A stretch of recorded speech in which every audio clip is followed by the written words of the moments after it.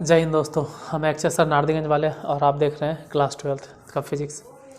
अब class 12th के physics में हम पीछे जो भी टॉपिक करवा चुके हैं उसको फिर से पूरा रिवाइज तो नहीं कर पाएंगे। प्लेलिस्ट बना हुआ है 12th फिज़िक्स इलेक्ट्रिसिटी करके, उस प्लेलिस्ट को जाइए चेक कीजिए, ठीक है। चैनल पे पड़ा हुआ है और पीछे का जो भी है पार्ट 1 पार्ट 2 देखिए। हम क्लास को सीरियल वाइज सरिया दिए हैं 1 2 3 4 5 ऐसे करके, तो तकरीबन 9-10 क्लास हो चुका है। वहाँ तक आप जाके क्लास को देख लीजिए, जो भी प्रॉब्लम होगा उसमें मतलब वहाँ से आपको सॉल्यूशन तो नहीं बोलेंगे, मतलब एक समझ एक कॉन्सेप्ट तैयार हो जाएगा। क्योंकि डायरेक्ट अगर आप यहाँ देख रहे हैं तो पिछला आपका क्लियर नहीं है, डायरेक्ट यहाँ देखोगे तो प्रॉब्लम तो होगा ही, बहुत सारी चीज़ें समझ में नहीं आएगी। आज का जो टॉपिक है, आज का जो मुद्दा है वो है यूनिट ऑफ चार्ज। चार्ज का यूनिट क्या है तो कह सकते हैं कूलम्ब। कूलम्ब, इसका SI यूनिट क्या होता है? SI unit of charge is equal to coulomb. अब सबसे बड़ा डेफिनेशन यही है कि अगर आपसे पूछ दिया जाए कि 1 कूलम्ब क्या है, इसको डिफाइन करो।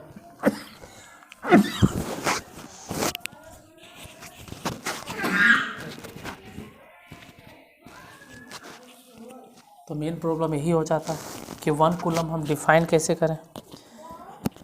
तो मात्रक है, इसको कैसे डेफिनेशन में कन्वर्ट किया जा सकता है। देखिए, फोर्स का फॉर्मूला आप लोग क्या जानते हैं, 1/4 pi epsilon not into Q1 into Q2 बटा में R²। आपको करना ये है कि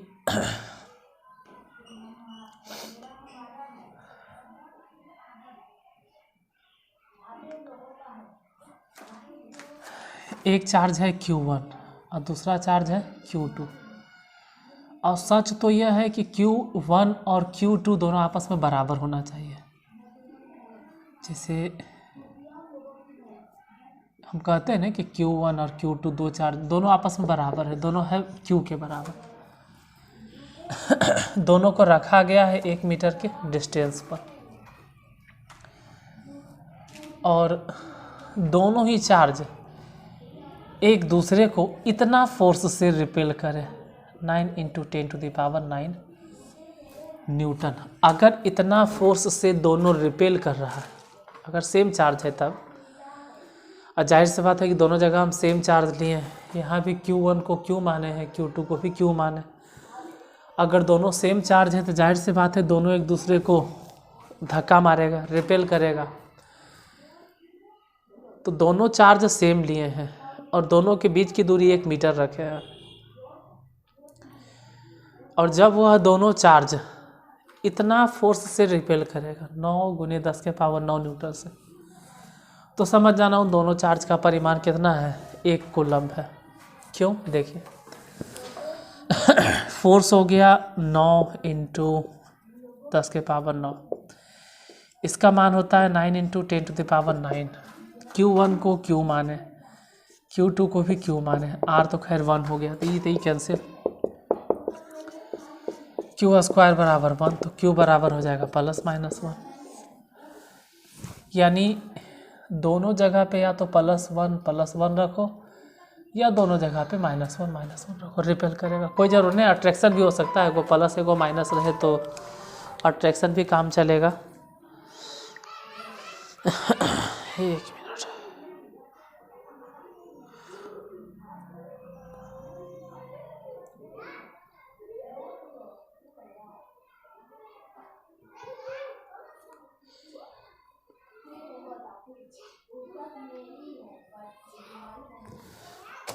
सॉरी, देखिए, मतलब आपको समझ में आना चाहिए कि दोनों चार्ज सेम होना चाहिए और दोनों के बीच का दूरी कितना होना चाहिए, 1 मीटर। और 1 मीटर की दूरी पर दोनों समान चार्ज को रखे हैं, और जब दोनों इतना बल लगाएगा मतलब कितना बल लगाएगा, 9 × 10⁹ न्यूटन, तब समझ जाना है कि वो चार्ज का परिमाण या आवेश का परिमाण 1 कूलम्ब है। यानी 1 कूलम्ब को हम ऐसे डिफाइन कर सकते हैं, इसको मिटाते हैं, स्क्रीनशॉट ले लिए होंगे आप।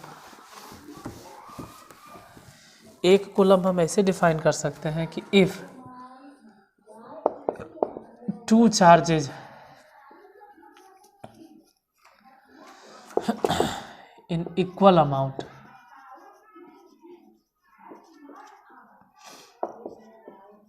are placed at a distance of 1 meter such that the electrostatic force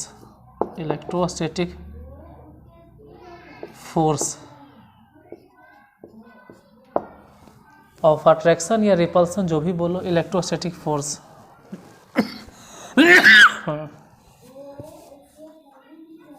if two charges in equal amount are placed at a distance of 1 meter such that the electrostatic force acting between them, spelling देख लेना यार, spelling गलती होते रहता है हमसे, कुछ में इतना कन्फ्यूजन होता है ना, between them 9 into 10 to the power 9 Newton, then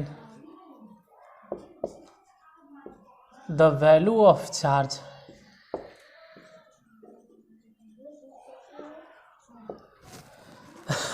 is known as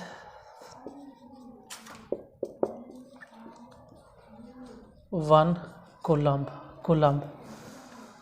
अब इंग्लिश वाले तो खैर यहाँ से लिख लेंगे, समझ में जाएंगे, हिंदी वाले के लिए हम समझा देते हैं क्या है, हिंदी में भी बोल देते हैं।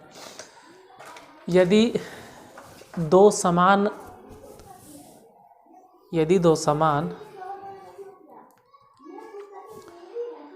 परिमाण वाले आवेश को 1 मीटर की दूरी पर इस प्रकार रखा जाता है कि उनके बीच लगने वाला स्थिर वैद्युत बल 9 × 10⁻9 न्यूटन का हो, तो उन दोनों आवेश का परिमाण या उन दोनों आवेश का परिमाण 1 कूलम्ब समझा जाएगा, यह 1 कूलम्ब कहा जाएगा। तो ये तो 1 कूलम्ब का डिफिनेशन हो गया। कुछ छोटा छोटा और भी यूनिट मिलता है, जैसे कि 1 कूलम्ब बराबर, ये तो SI यूनिट आप लोग देख लीजिए कि SI यूनिट ये होता है। कभी कभी इसका CGS यूनिट पूछ दिया जाता है।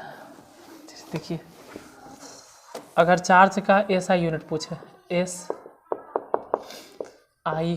यूनिट ऑफ चार्ज, तो डायरेक्ट हम लोग कह सकते हैं कि चार्ज के SI यूनिट कूलम्ब होता है। अगर CGS यूनिट पूछ दिया जाए, CGS यूनिट ऑफ चार्ज, तो इसको कहा जाता है स्टेट कूलम्ब, या इसी को कहते हैं ESU,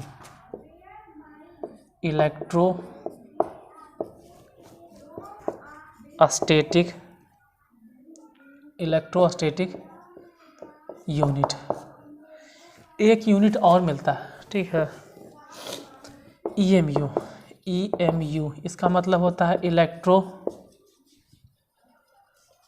मैग्नेटिक यूनिट। इसको नोट डाउन कर लीजिए, फिर कुछ बताना है, ठीक है। इसमें कुछ रिलेशन साबित करना है, छोटा सा रिलेशन है, वो बतला देते हैं क्या होता है जो।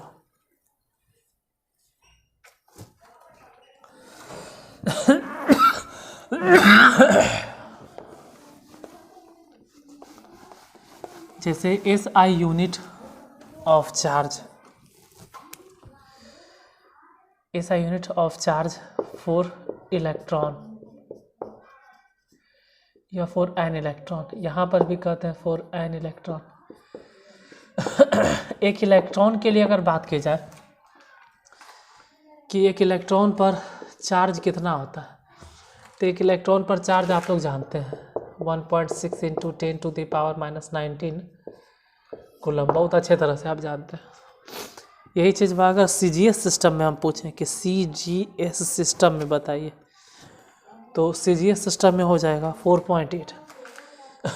माइनस लगा दो क्योंकि इलेक्ट्रॉन की बारी है तो माइनस हो जाएगा। 4.8 इंटू 10⁻18 और इलेक्ट्रोस्टैटिक यूनिट।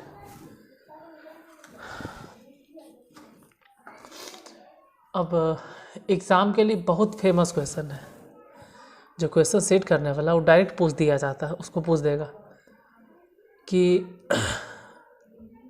1 कूलम्ब बराबर कितना होगा।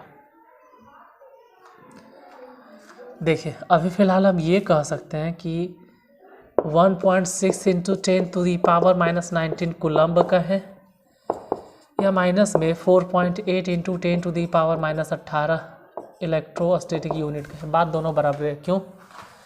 क्योंकि ये जो है एक इलेक्ट्रॉन का चार्ज बतलाता है और ई भी जो है वो एक इलेक्ट्रॉन का चार्ज बतलाता है। दोनों ही एक ही इलेक्ट्रॉन का चार्ज बतलाता है, चाहे ई रहे चाहे वो रहे। तो अब यहीं से अगर आप एक कूलम्ब निकालना चाहते हैं तो निकाल सकते हैं, या एक ESU निकालना चाहते हैं तो निकाल सकते हैं। जैसे देखो अगर एक कूलम्ब कोई निकालना चाहे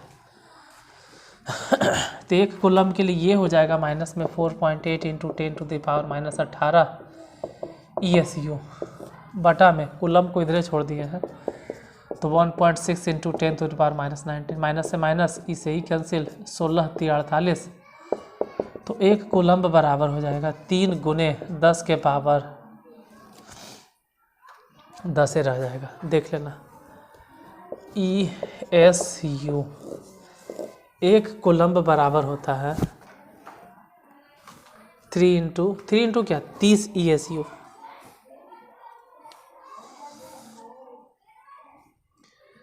कहीं गलती तो नहीं हो गया? मेरे हिसाब से यहाँ पर -18 नहीं होगा, -10 होगा। थोड़ा सा एक बार बुक से कंफर्म कर लेते हैं।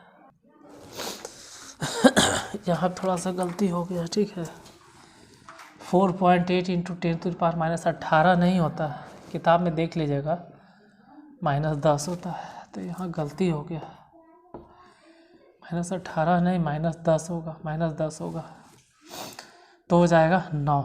यानी कि 1 कूलम्ब बराबर कितना हो गया?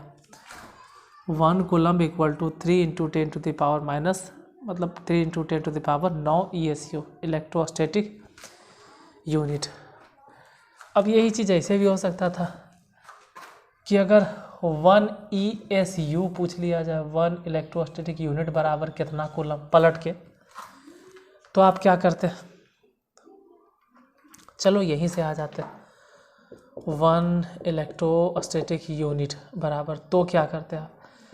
तो लिखा जाता 1/3 गुने 10 के पावर -9, सॉरी बटा में 9, यानी 1 ESU। मेन ये सब रटना नहीं है, आपको याद सिर्फ इतना रखना है कि एक इलेक्ट्रॉन पर इतना चार्ज होता है कूलम्ब में, और इलेक्ट्रोस्टैटिक यूनिट उतना होता है। यहाँ से इलेक्ट्रोस्टैटिक यूनिट निकल जाएगा, 1/3 माने हो जाएगा 0.3, 3 लगाते रहो इंटू 10⁻⁻19, मतलब -9 कूलम्ब। तो ये भी आप लिख सकते हैं। देखो जैसे कि लिखने से, ऑफलाइन क्लास में यही तो होता है कि लिखने से आपको फ़ायदा होता है, यहाँ आप लिखते नहीं हैं। चलो कोई बात नहीं, हम समझा तो दिए हैं, यहाँ समझा तो दिए हैं, बाकी आप समझिएगा क्या करना है। अब इसी तरह से एक और होता है EMU, 1 इलेक्ट्रोमैग्नेटिक यूनिट बराबर 10 कूलम्ब होता है। अब हम आपको होमवर्क दे रहे हैं। होमवर्क क्या देते हैं? देखिए होमवर्क देते हैं कि 1 कूलम्ब बराबर, आप पढ़े हैं, आप वीडियो देख रहे हैं, आपको समझ में आया है, तो पक्का आपको मालूम होगा कि 1 कूलम्ब बराबर कितना इलेक्ट्रोस्टैटिक यूनिट होता है, या 1 इलेक्ट्रोस्टैटिक यूनिट बराबर कितना कूलम्ब होता है, या 1 इलेक्ट्रोमैग्नेटिक यूनिट बराबर कितना कूलम्ब होता है, या 1 कूलम्ब बराबर कितना इलेक्ट्रोमैग्नेटिक यूनिट होता है, या 1 इलेक्ट्रोस्टैटिक यूनिट बराबर कितना EMU होता है, या 1 EMU बराबर कितना इलेक्ट्रोस्टैटिक यूनिट होता है।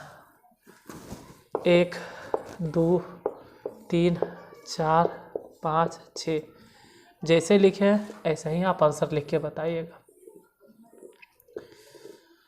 अब आपके आंसर का हमको इंतज़ार रहेगा, अगर आप समझे हैं तो लिख दीजिएगा। ऐसे हम बता दिए हैं क्लास में 1 EMU बराबर 10 कूलम्ब,